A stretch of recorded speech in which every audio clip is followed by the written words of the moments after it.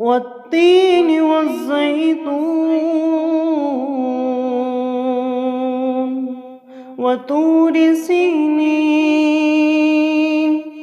وهذا البلد الأمين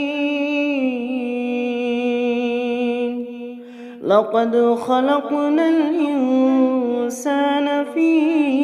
أحسن تقويم ثم رددناه أسفل سافلين إلا الذين آمنوا وعملوا الصالحات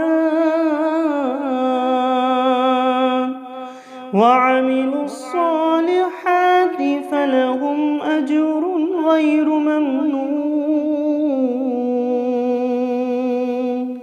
فما يكذبك بعد بالدين أليس الله